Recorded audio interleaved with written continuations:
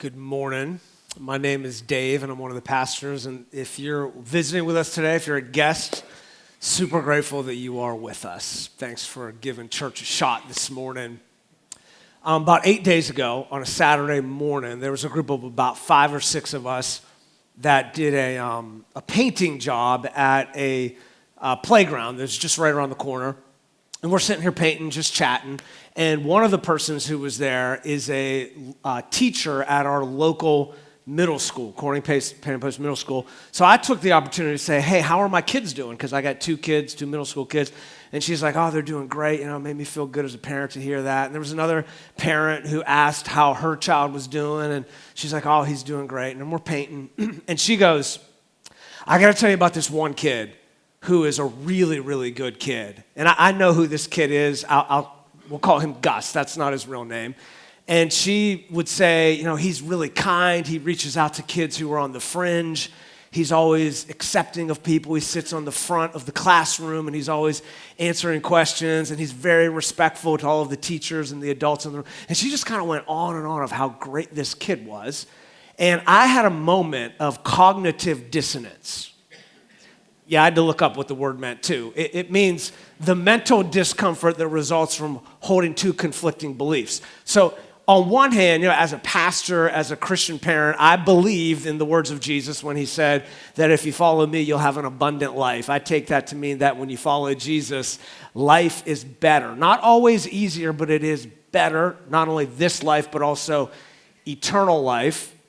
So I have that belief. But then, as she's describing how great this kid was, I'm thinking to myself, okay, out of 1,000 kids, there's 1,000 kids in the middle school, Corning Post Middle School. This is the kid that she started to go on and on about. And I know this kid, I know this kid's family. They are a great family in our community. And I know the dad very well. And I know that they do not take him to church. And they probably, I don't know this for sure, but they probably don't teach the Bible to this kid at home.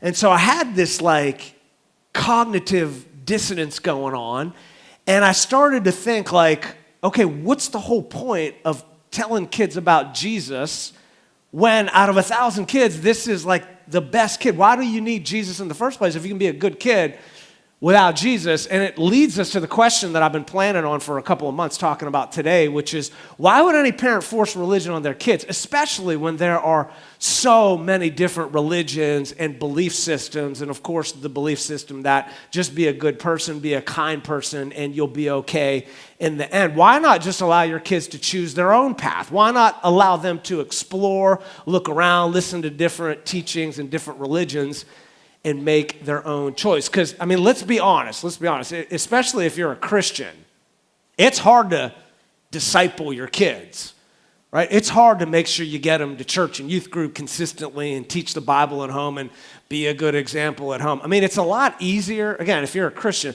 it's a lot easier to do immersion baptism and sprinkle discipleship.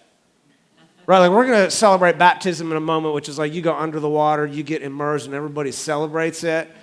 But sprinkle discipleship is kind of I'll bring them to church once a month. I'll bring them to church when there's nothing going on. Everybody's healthy. Everyone got 8 hours of sleep last night. We'll talk about Jesus when it comes up. But it's just kind of hit or miss, because if you're honest, you're thinking to yourself, my kid's pretty good. They're kind, doing well in school. So discipleship, Jesus, it's kind of optional, right? Because again, teaching the Bible to our kids, it's hard. Right, it's challenging. And I think, I don't know, we have some pastors in the house, and I think some of you can maybe relate to my own personal struggle. Is sometimes it's your kids are kind of oh, you're going to bring that up again. I have a 4-year-old daughter who is a thorough mama's girl. She loves her mama, and she persecutes her daddy, right? And I got to deal with this persecution. But every once in a while, mom's not around, and so I have the opportunity to put her to bed. So about 3 weeks ago, I put her to bed, and because I'm a pastor, I know a lot of Bible stories. So I will kind of tell her a Bible story, and I'll make it real dramatic, and she gets engaged. Well, 3 weeks ago, she said to me, Daddy, tell me a story, but not a story about God or Jesus or Mary or Noah. And I'm like, all right, right? So as I kind of been wrestling with, like, why do we need Jesus? Why do your kids need Jesus? Can't they just be good kids and kind kids who are polite and get a good job one day?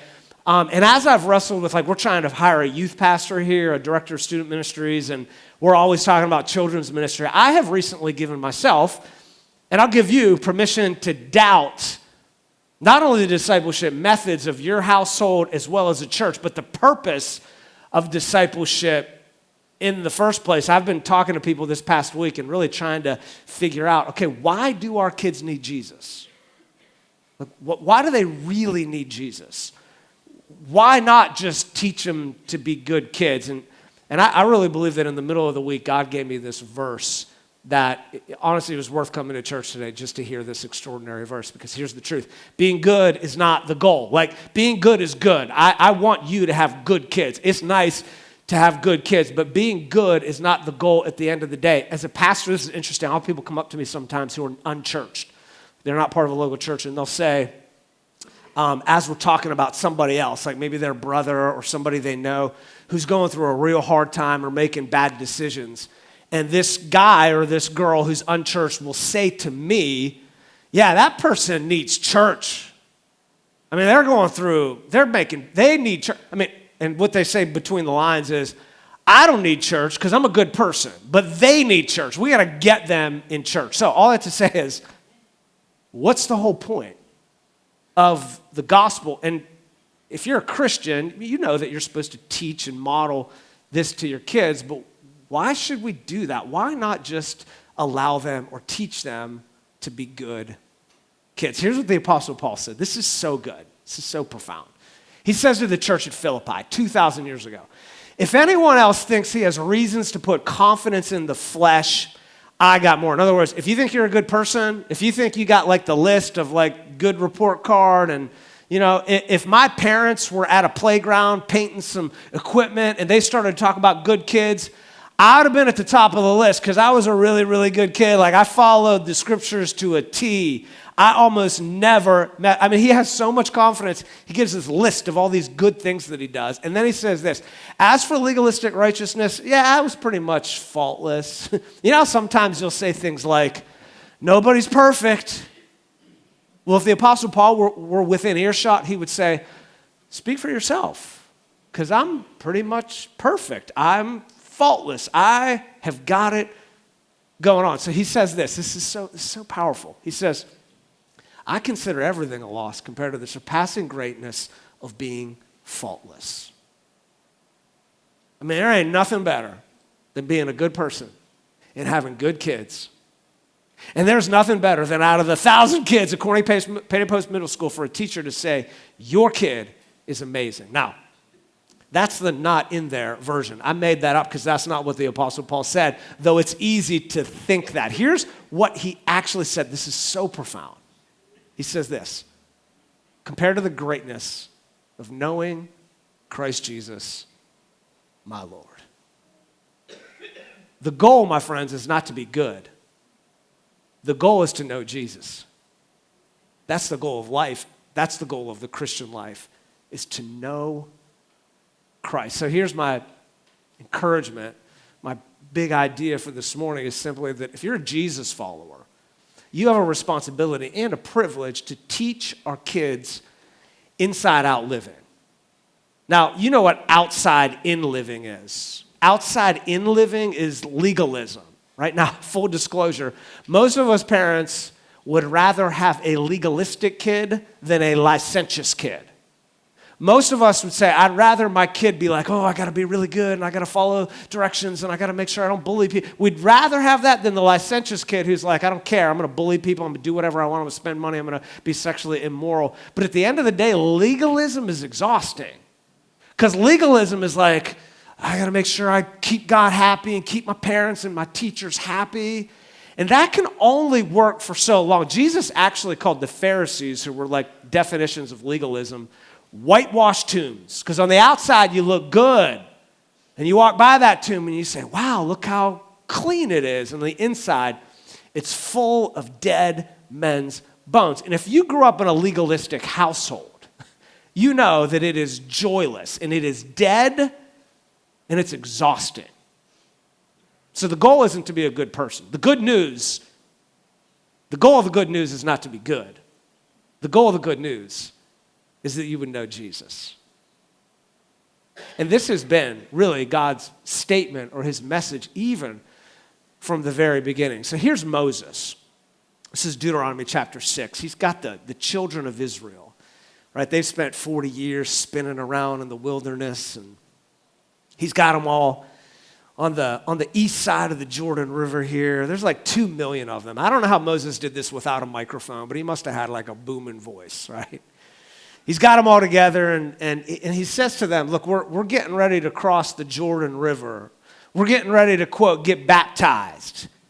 And we've got this beautiful piece of land on the coast of the Mediterranean Sea, which is 70 degrees and sunny in January, and it's flowing with milk and honey and big old grapes. But first, we're going to need to get by the giants. So as he's got them all on the precipice of the promised land, Moses gives a speech. This is Deuteronomy, which simply means second law, or it's a summary of the first law. And it's this speech to get them all pumped up as they get prepared for the promised land. This is what he says to them.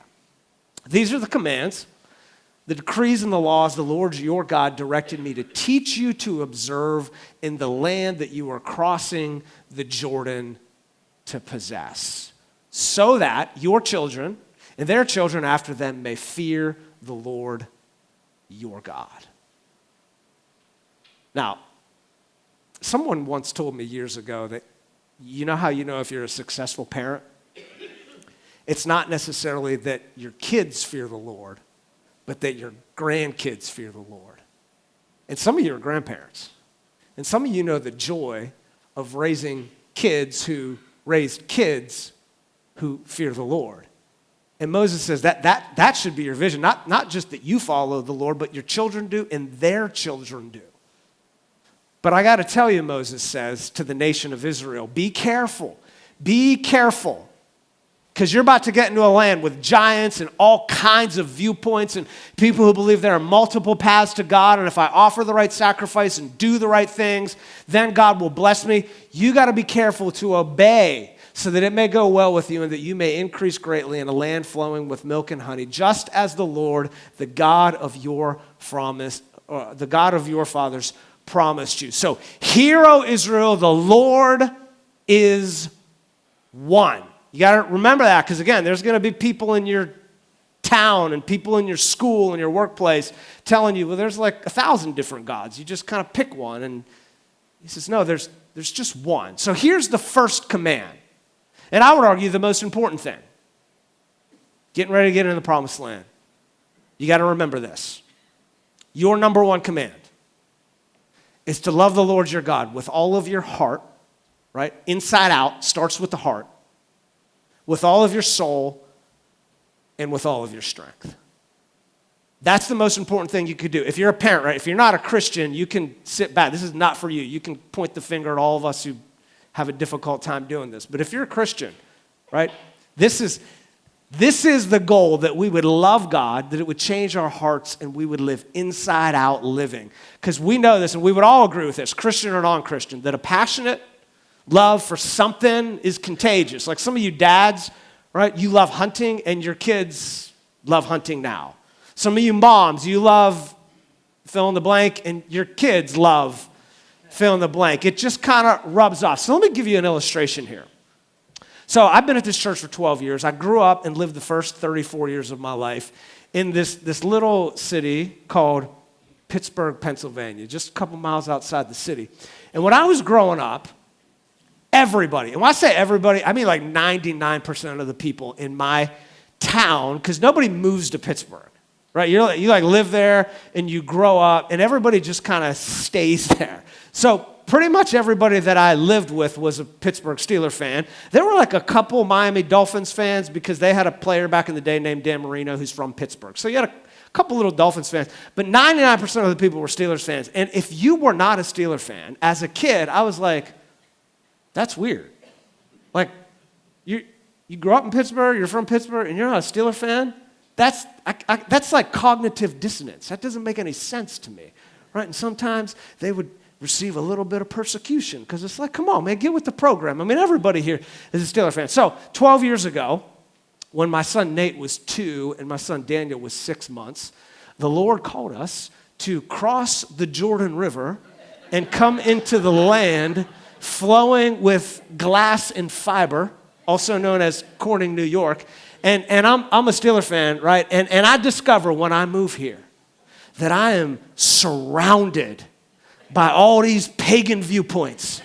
I mean, there's giants in the land, there's fish, there's buffalo, mainly buffalo, and you've got meat packers and cowboys and eagles and giants. And I'm like, oh, no. As for me and my household, we will serve the black and gold, and we will be a light unto the nations, right? And I got to tell you this. I never, ever told my kids, thou shalt be a Steeler fan. I just love the Steelers. And it rubbed off on them. And this is awesome. So this morning, my son, he's in the AV booth back there, and he's got a Steelers jersey on right now. And I didn't even tell him to wear it. He just wore it. I was going to tell him to wear it because it would make this sermon illustration even that much better. But that's just who he is, right? He loves the Steelers. And it's not because I told him to do it. It's because it rubbed off on him. And he's not surrounded by very many Steeler fans. And so to get back to this question, why would any parent force religion on their kids? And you know this as well as I do. You can't force your religion on kids, but you can love God and hope that it rubs off. You can put your kids in the right environments in hopes that it will rub off on them. One of my favorite pictures that I have this on my dresser. I love this picture of me and my son Nate. He's just a little guy here, and we're walking to the Pittsburgh Pirates game. And I had no life at this point, so I went to 17 games in the first half of the season because someone gave me free tickets. And I would take him to these games, and he doesn't even remember going to these games. But today, he's 14 years old, and he is a diehard Pittsburgh Pirates fan, and I'm like, we will be faithful to the Pirates, and we will learn what it looks like to suffer. So what you love is contagious. Now, that's a little bit of a silly example because, let's be honest, the devil doesn't care which sports team you follow. God doesn't care which sports team you follow. Unless you're a Ravens fan, then he cares. But God doesn't care what sport. So it's like choose whatever you want. Whatever you want to follow, that's fine. But he does care that you follow Jesus, and he'll work extra time, extra overtime, that we become sprinklers instead of disciplers. Now, here's what some of you are thinking right now, and if you're not thinking this, I'm going to allow you to think this. Okay, if you're a Christian, you're like, I know I should love God, but I don't feel it. I know I'm supposed to follow Jesus and be on fire, right? But if you're honest, you're thinking, my fire is more of a flicker. It's just a little bit of a flicker. And I don't know how to increase my love for God, you might be thinking. And maybe the best place to start, and if you're here, that's a great start, right? If you're watching online, that's a great start. But maybe the best thing you can do is to just be honest with your kids and say, look, I'm called to raise you in the faith, but I'm not feeling it and I'm struggling. Can we do this together? And when you're honest with the Lord, right? You say, I want to increase my zeal for you. God can take your flicker and turn it into a flame. So Moses, as they're preparing to enter the promised land, says, these commandments that I give you today. If we go to the next slide. These commandments that I give you today are to be upon your hearts. I want this to be a heart thing. I want you to love God so that it just becomes an overflow. And it doesn't become legalistic, dead man's effort, exhausting, trying to follow. He says, I want you to take these commands to love the Lord your God and impress them on your children. Right? Now, it's hard to impress your children. Right? Like I was playing basketball Tuesday night, and I had a pretty nice shot, and my son happened to be there, and I looked over at him. I'm like, how about that? Well, he was not impressed with my shot. It is hard to impress your children, but I'm not talking about that kind of impression, right? I'm talking about a different kind of intentionality in pressing these these things on the hearts of our children. Impress them on your children. Talk about them when you sit at home, when you're having a meal together, when you walk along the road, or this was obviously said before cars were invented, when you drive along the road, when you lie down, and when you get up. Talk about it. Bring it up. Quick little prayers. Hey, when you pick up your kids from children's church today, hey, what'd you learn? How can we take that one little truth and apply it to our lives? Now, this is hard, right? It is way easier to stand up here and talk about this than to actually pull it off. So I want to take a moment to talk to the teenagers in the room, okay? If you're a teenager, you're in 6th, 7th, 8th, you're in high school, let me just say, this is really, really hard and sometimes awkward to talk about this with our kids, right? And we bring it up, right? And your teenager's like, we got to talk about that. So I just want to say to the teenagers, just show us a little bit of grace. When we want to bring this up or we want to pray with you, just show us some grace and try to engage with us a little bit as we tie these truths as symbols on your hands and bind them on your foreheads and write them on the door frames of your houses and on your gates. It's just living out your faith and talking about it intentionally.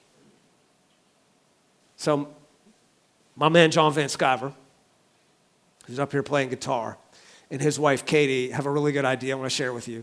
They have this chalkboard where they write down the prayers of certain people in their lives. I think I even found my name right here, which is pretty cool. And they just pray for people, and they pray with your kids. And I just think we need, for people like me who are visual, we need visual cues to serve God and to pray. And Moses says, just talk about it. And again, teenagers, have grace because sometimes it's awkward to pray with your kids and it's awkward to pray with your wife and your husband, but we're trying to do what we're called to do. He goes on, he says, when the Lord your God brings you into the land he swore to your fathers, to Abraham, Isaac, and Jacob, to give you a land with large, flourishing cities you did not build. So Moses kind of sounds like a parent here, right? He's like, houses filled with all kinds of good things you did not provide. Right? I mean, you have conversations with your teenagers and you're like, boy, who put this roof over your house? Who put the food in the cupboard? Who put the gas in the car? You didn't do it. I provided it, right? It sounds like a little bit of an angry parent, but it's a good reminder to all of us that God provided everything that we have. Even your ability to work and produce wealth and income, your ability to raise children, it all comes from God. So Moses says, look, when you eat and are satisfied, you got to be careful. One of the greatest dangers to your spiritual growth is satisfaction. Because let's be honest, when life is good and the kids are well behaved and they're getting good grades and you're satisfied, it's easy to just think, we'll get a little God when it comes around. We'll go to church when the weather's bad. Or we'll make this a priority when it's convenient. So Moses says, you got to be careful. Be careful that you do not forget the Lord because it's so easy to forget him. Now you say, why should I be careful that I don't forget the Lord? Because he brought you out of Egypt, out of the land of slavery. And if you're a Christian, when Jesus instituted the Last Supper, the new covenant, on the night of Passover when they celebrated Exodus from Egypt, if you're a Christian, the reason that we serve the Lord is because he brought us out of sinful slavery and into a new life. And if you serve Jesus, your old life is no longer your master. You serve a new master because you've been bought with a price. So serve him. That's your job, to serve him, to love him, to be passionate for him, to allow your kids to see it, and to intentionally teach them and to bring them to church. Now, again, this is so much easier to talk about than to do. I love the quote from Klein Snodgrass, who is a commentator, a Bible scholar, who wrote, unfortunately, too many people, including Christians, have a public and a private persona. And that is certainly me, right? I'm a lot more holy on the stage than I am behind closed doors. And recently, I've been asking some people in my small group on Tuesday morning. Somebody even texted me this morning and said, how can I pray for you? And I said, can you pray for me that I stop yelling at my kids so much? Because it's easy to talk about it up on the stage, but then you get behind closed doors and it's like, It's easy to have a different persona. But the goal is, as we follow Jesus, that our public persona and the persona that we have behind closed doors gets closer and closer. And that's called integrity. That we are the same person behind closed doors, that we don't lose our cool with our kids all the time. He says, look, they appear as warm, congenial, righteous people in public, but are demons at home. We are ourselves with the people closest to us. May that not be us. May we be people with integrity who are able to be patient and love our kids in the midst of the daily grind.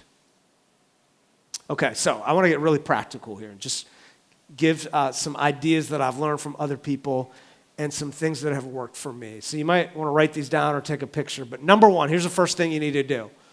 You need to cross the Jordan. You need to get baptized. You need to go down under the water and back up to demonstrate that you're a Jesus follower, to make a public profession of faith. You need to cross the Jordan. Number two, you need to commit to immersion in kids' church and in youth group. And I really, really believe in this. And I know some of you, you're like, well, I tried kids' church, but they didn't. Look, life is all about habits.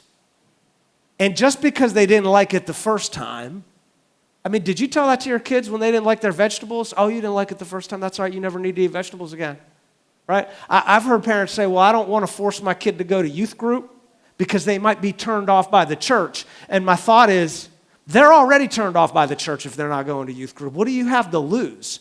I mean, when they get up in the morning, you don't say, do you feel like going to school today, son? No, you say, no, you're going to school, and you're not worried about turning them off of school.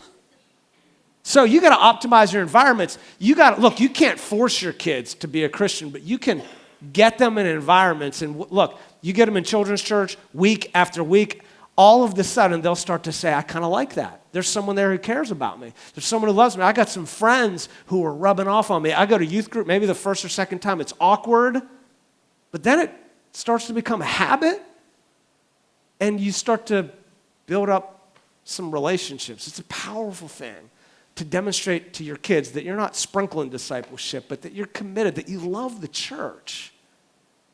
So I got a text the other day from a friend of mine. After last week's service, I talked about sex in last week's service, and she wrote me a text. She said, my 4-year-old never asks me this, but she asked me today, so what'd you guys talk about in church? And she's like, so she kind of answered her question, and then she said this to her 4-year-old daughter. She said, mommies and daddies are supposed to love each other. And then she looked at her 4-year-old daughter and said, why does your mommy and daddy love each other? And her response was golden. This 4-year-old girl looked at her mother and said, the reason that you guys love each other is because you go to church together. Now, I know some of you have a spouse who is not going to church, and that can be a struggle. So you keep on coming, and you rub off on your kids. Married couples, I'm telling you, the consistency of just doing this week in and week out demonstrates to your kids that I love God, that I love Him, that He's a priority in my life. The people of God are a priority in my life. So commit to immersion and not just sprinkling. Number 3, pray for your kids, even short, quick little prayers at nighttime, throughout the day. Doesn't need to be long prayers. Number 4, I call this, or what is one takeaway? Like when you get your kids from kids' church today, you should ask them, what's one thing you learned? Now, this is a side note, okay? I'm only going to talk to a few people right now. If you're a kids' church teacher or a youth group teacher, focus on one phrase, one point, so that when we pick up our kids, they can repeat that one point, because it's about application and transformation, not just information. Okay, so that's number 4. Hey, what'd you learn today? And then the other one is one-on-one-on-one. Something that I've been convicted of lately is, what if you just took your kid out for a milkshake and just asked one question about God?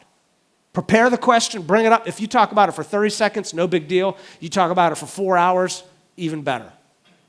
Just one question. Just a couple minutes. You're getting them to think about the goodness of God in their lives. Now, I say this one all the time, number 6. I want you to serve on a ministry team.